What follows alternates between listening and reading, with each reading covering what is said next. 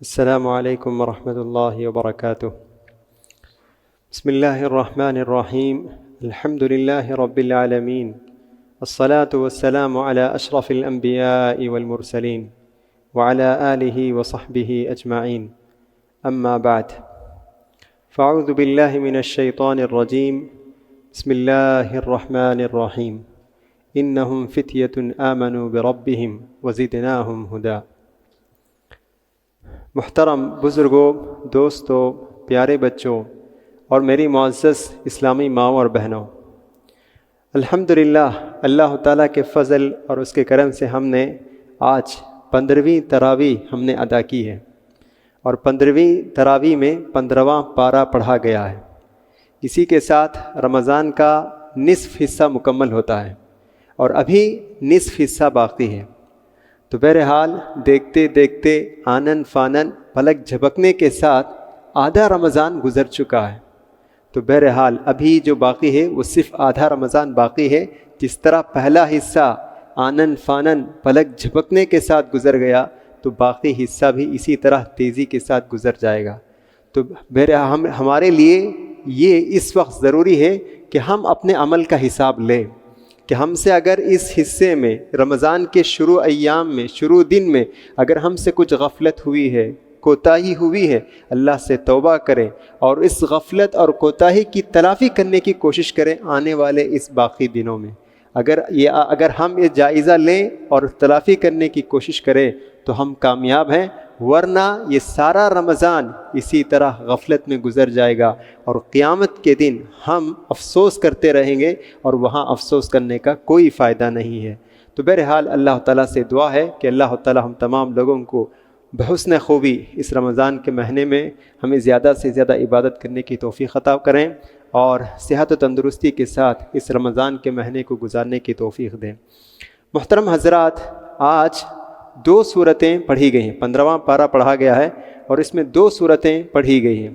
پہلی سورت ہے سورۃ الاسراء اور دوسری سورت ہے سورہ کہف۔ اب میں مختصر طور پر ان دونوں سورتوں پر مختصر طور پر روشنی ڈالتا ہوں انشاءاللہ۔ سب سے پہلی سورت ہے سورہ اسراء۔ سبحان الذی اسریٰ بعبدہ لیلا من المسجد الحرام الی المسجد الاقصی۔ اس آیت میں اللہ تعالیٰ اسراء اور معراج کے واقعے کی طرف اشارہ کرتا ہے۔ ہم جانتے ہیں کہ پیارے نبی صلی اللہ علیہ وسلم کی زندگی میں ایک ایسا سال گزرا ہے جس کو ہم عام الحزن کہتے ہیں، غم کا سال۔ پیارے نبی صلی اللہ علیہ وسلم کی زندگی میں ایک ایسا سال گزرا ہے جسے مورخین، تاریخ لکھنے والے کہتے ہیں کہ پیارے نبی صلی اللہ علیہ وسلم کے لیے یہ غم کا سال تھا۔ وہ کون سا سال تھا؟ 10 نبوت کا سال۔ 10 نبوت مکے میں تھے آپ، اسی وقت آپ کے چچا ابو طالب کا انتقال ہو گیا اور اسی سال آپ کی چہیتی بیوی حضرت ختیجہ رضی اللہ عنہا کا بھی انتقال ہو گیا۔ یہ دونوں حضرات آپ کے لیے بہت ہی دستے بازو تھے، یعنی بہت بڑے سہارے تھے۔ ابو طالب اگرچہ کہ ایمان نہیں لائے تھے لیکن پھر بھی دعوت دین کے سلسلے میں آپ کی مدد پیارے نبی صلی اللہ علیہ وسلم کے لیے حاصل تھی اور آپ بہت ہی اثر و رسوخ والے تھے، آپ کا بہت بڑا مقام تھا معاشرے میں، اسی لیے کوئی بھی کھلا طور پر پیارے نبی صلی اللہ علیہ وسلم پر حملہ کرنے سے ڈرتے تھے ابو طالب کی وجہ سے۔ اور دوسری طرف حضرت ختیجہ رضی اللہ عنہ مالدار خاتون تھی، شریف خاتون تھی اور بہت ہی عقلمند خاتون تھی۔ پیارے نبی صلی اللہ علیہ وسلم جب کبھی پریشان ہوتے تو حضرت ختیجہ رضی اللہ عنہ کے پاس آتے تو آپ کو تسلی دیتے، آپ سارا غم بھول جاتے تھے۔ ایسے دستے بازو تھے دونوں۔ تو یہ دونوں کا انتقال ہو جاتا۔ پیارے نبی صلی اللہ علیہ وسلم بہت دکھی تھے، بہت رنجیدہ تھے، بہت غمگین تھے۔ ایسے وقت میں اسراء اور معراج کا واقعہ پیش آتا ہے۔ اللہ تعالیٰ پیارے نبی صلی اللہ علیہ وسلم کو بلاتا ہے، 7 آسمان کا سیر کرتے ہیں، جنت و جہنم کے منظر آپ دیکھتے ہیں، اللہ سے ہم کلام ہوتے ہیں، اللہ سے ڈائریکٹ بلا واسطہ فرشتے کے بغیر اللہ سے بات کرتے ہیں، اور یہ 5 وقت کی نمازیں فرض ہوتی ہیں۔ دیکھیے اسراء اور معراج اس میں 2 حصہ ہے۔ ایک یہ ہے کہ اللہ تعالیٰ آپ کو مسجد حرام سے بیت المقدس لے کر گیا، اس کو ہم اسراء کہتے ہیں، اور پھر بیت المقدس سے آسمان کی طرف لے کر گیا، اس کو ہم معراج کہتے ہیں۔ تو اس آیت میں اللہ تعالیٰ خصوصیت کے ساتھ مسجد اقصیٰ کا بھی ذکر کیا ہے۔ سبحان الذی اسریٰ بعبدہ من المسجد الحرام الی المسجد الاقصیٰ۔ آج یہی مسجد اقصیٰ جو فلسطین میں ہے ظلم و ستم کا نشانہ بنی ہوئی ہے، ہزاروں لوگ، معصوم لوگ قتل کیے جا رہے ہیں۔ تو آج ہم اسی جو حافظ صاحب نے جب تلاوت کی تو یہی مسجد اقصیٰ ہمارے ذہنوں میں آتی ہے کہ وہ ہمارا قبلہ ہے، وہ پہلا قبلہ۔ مسجد حرام دوسرا قبلہ ہے، مسجد اقصیٰ مسلمانوں کا پہلا قبلہ۔ تقریباً 15 یا 16 مہینے پیارے نبی صلی اللہ علیہ وسلم اور صحابہ اکرام مسجد اقصیٰ کی طرف قبلہ کر کے آپ نے نماز ادا کی ہے، اور یہ مسجد آج یہودیوں کے قبضے میں ہے۔ اور یہی نہیں بلکہ بہت ہی ظلم و ستم ہو رہا ہے۔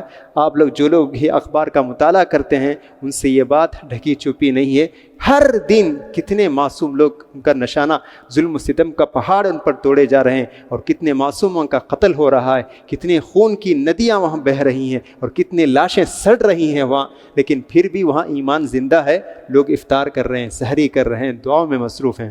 تو ہمارے لیے یہ آیت یاد دلاتی ہے کہ ہم مسجد اقصیٰ کے لیے بھی دعا کریں کہ اللہ تعالیٰ مسجد اقصیٰ کو ان ظالموں سے نجات دیں، آزاد کریں۔ یہ بھی ہم اللہ تعالیٰ سے ہم دعا کریں آنے والی مبارک راتوں میں۔ پھر اس کے بعد اسی صورت میں والدین کا بہت بڑا ذکر ہے۔ یہ آیت جو ہے والدین کے تعلق سے سب سے اہم آیت ہے۔ اس میں والدین کے کیا حقوق ہیں، 2 آیت میں اللہ تعالیٰ ساری باتیں اللہ تعالیٰ بتا چکا ہے۔ حالانکہ میں گزشتہ سال بھی اس آیت پر روشنی ڈالا تھا، میں چاہتا تھا کہ اس آیت سے گزر جاؤں، پھر بھی جب میں نماز میں تھا تو مجھے یاد آیا کہ نہیں، کم سے کم یاد تو دلانا چاہیے، تو میں مختصر طور پر میں بتا کر اپنی بات کو آگے بڑھاتا ہوں۔ دیکھیے اللہ فرماتا ہے وَقَضَىٰ رَبُّكَ أَلَّا تَعْبُدُوا إِلَّا إِيَّاهُ، تمہارا رب تمہیں حکم دیتا ہے کہ تم کسی کی عبادت نہ کرو مگر اللہ کی، وَبِالْوَالِدَيْنِ إِحْسَانًا، اور والدین کے ساتھ اچھا برتاؤ کرو۔ اللہ تعالیٰ اپنے حق بیان کرنے کے ساتھ ساتھ والدین کا حق بیان کرتا ہے، کہتا ہے کہ اپنے رب کی عبادت کرو، اور پھر کہتا ہے والدین کے ساتھ اچھا برتاؤ کرو۔ تو اس سے یہ بات معلوم ہوتی ہے کہ اللہ تعالیٰ کے بعد اگر ہم پر کسی انسان کا، کسی کا سب سے بڑا حق ہے تو وہ ہمارے والدین کا حق ہے۔ کیوں؟ اس لیے کہ اللہ تعالیٰ نے اپنے حق ذکر کرنے کے بعد والدین کا حق ذکر کیا ہے۔ ان کے بہت احسانات ہیں، خود بھوکے رہتے ہیں ہم کو کھلانے کے لیے، خود سوتے نہیں ہم کو سلانے کے لیے، خود پیاسے رہتے ہیں ہم کو پلانے کے لیے، ان کے بہت احسانات ہیں۔ ہم تڑپنے سے پہلے وہ ہمارے لیے تڑپتے ہیں، تو ان کے بہت احسانات ہیں۔ اللہ تعالیٰ اس آیت میں 5 حقوق بیان کرتا ہے، 5 حقوق کہ والدین کے ہم کیا کرنا چاہیے۔ پہلا حق اللہ تعالیٰ یہ بتاتا ہے کہ اگر وہ بڑھاپے کو پہنچ جائیں تم ان کو اف تک بھی نہیں کہنا۔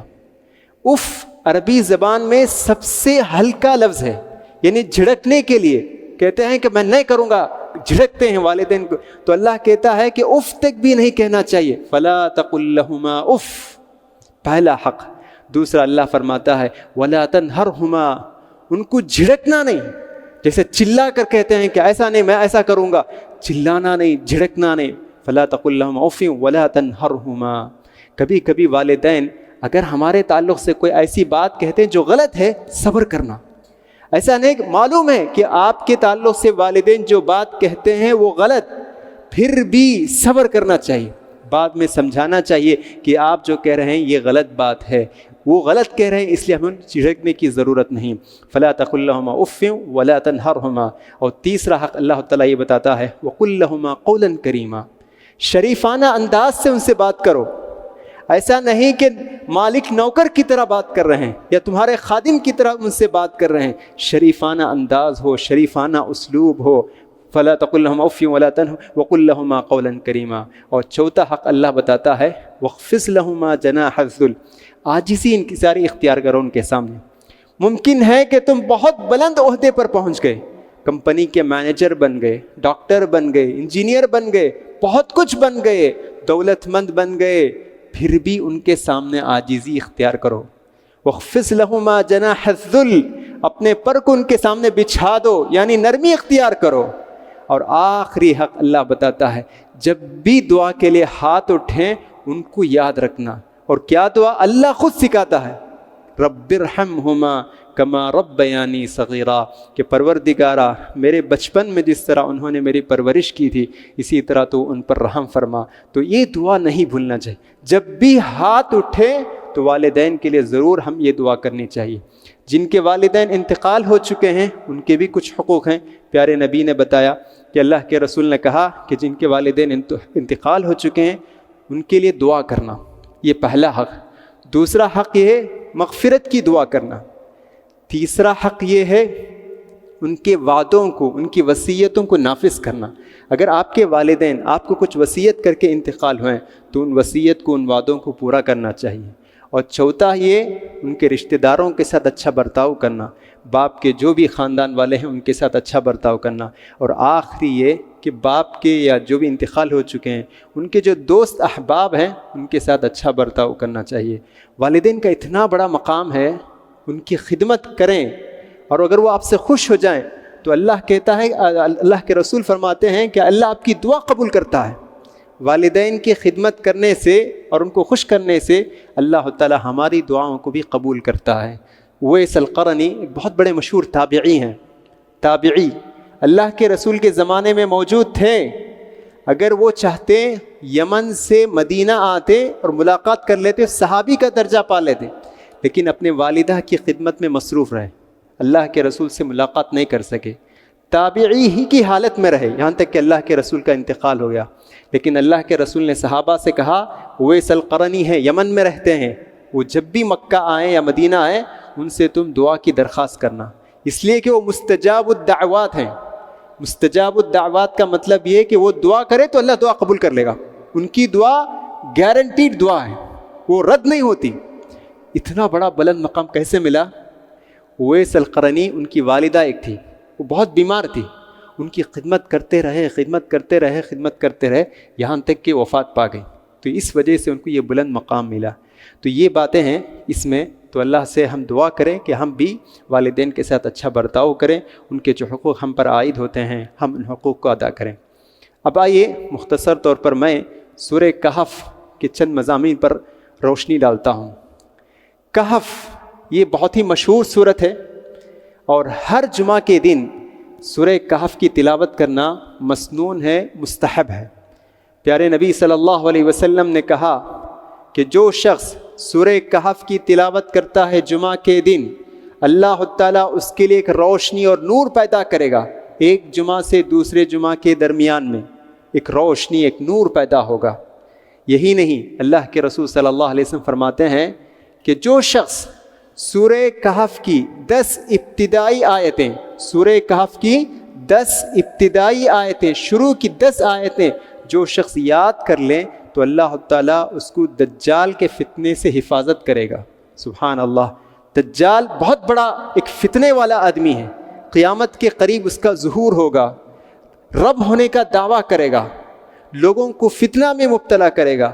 اللہ کے رسول نے کہا میں تمہیں دجال کے فتنے سے ڈراتا ہوں، میں باخبر رہو، بہت بڑا فتنہ ہے۔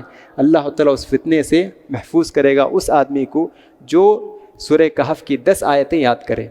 کہف کا معنی غار کو کہتے ہیں، غار جسے کیو بھی کہتے ہیں، پہاڑوں میں رہتا ہے، اسے غار کو کہف کہتے ہیں۔ یہ ایک واقعہ ہے، اس صورت میں اللہ تعالیٰ بیان کیا ہے۔ واقعہ کیا ہے؟ کہتے ہیں کہ یہ بہت پرانا واقعہ ہے، عیسیٰ علیہ السلام سے بھی پہلے کا واقعہ ہے۔ چند نوجوان تھے، ان کی صحیح تعداد کیا ہے اس میں علماء کے درمیان اختلاف ہے، اللہ بھی اس کی طرف اشارہ کیا، لیکن صحیح بات یہ ہے کہ راجح قول یہی ہے کہ وہ لوگ 7 لوگ تھے، 7 نوجوان تھے، اور 8واں جو ہے ایک کتا ان کے ساتھ تھا۔ یہ 7 لوگ اللہ تعالیٰ پر ایمان لے آئے، اللہ تعالیٰ کی عبادت کرنے لگے، توحید پر قائم تھے۔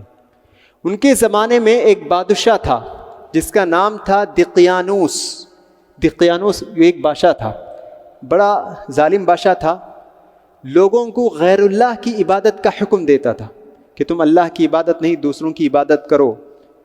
تو یہ نوجوان جب ان کو خبر پہنچی کہ یہ بادشاہ جو ہے غیر اللہ کی عبادت کا حکم دیتا ہے، اللہ تعالیٰ کہتا ہے وَرَبَطْنَا عَلَىٰ قُلُوبِهِمْ، اذ قاموا فقالوا ربنا رب السماوات والارض لن ندعو من دونه الها لقد قلنا اذا شططا.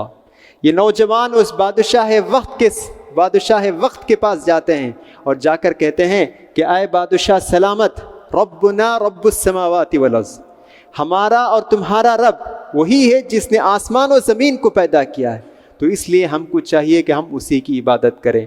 اگر اللہ کو چھوڑ کر اگر ہم کسی دوسرے کی عبادت کرتے ہیں تو یہ بہت بڑی غلطی ہوگی. جیسے انہوں نے کہا تو ان کو ایک ڈر شروع ہو گیا، کہیں یہ بادشاہ ہمارے خلاف کوئی سازش نہ کریں، ہمیں کوئی تکلیف نہ دیں. تو انہوں نے آپس میں بیٹھ کر فیصلہ کیا کیا کریں. تو انہوں نے کہا فَأْوُوا إِلَى الْكَهْفِ، ہم سب ایک غار کے پاس جاتے ہیں اور غار میں جا کر ہم پناہ لیں گے. تو غار میں داخل ہوتے ہیں. اللہ تعالیٰ اسی کی طرف اشارہ کرتے ہوئے کہتا اِذْ أَوَى الْفِتْيَةُ إِلَى الْكَهْفِ فَقَالُوا رَبَّنَا آتِنَا مِن لَدُنْكَ رَحْمَةً وَهَيِّئْ لَنَا مِنْ أَمْرِنَا رَشَدًا. تو غار میں اندر داخل ہوتے ہیں اور اللہ سے دعا کرتے ہیں، اے اللہ تمہاری جانب سے، تیری جانب سے ہم پر تو رحمت عطا فرما اور ہمارے معاملے کو تو درست کر. تو یہ کہہ کر غار میں داخل ہو جاتے ہیں. غار میں جب داخل ہوتے ہیں تو غار میں رہتے ہیں. اللہ تعالیٰ ان کو غار میں سلا دیتا ہے، نیند آ جاتی ہے. اور کتنے دن سوتے ہیں؟ 309 سال غار میں سوتے ہیں. 309 سال، ایک دن نہیں، 2 دن نہیں، 309 سال وہ غار میں سوتے رہتے ہیں.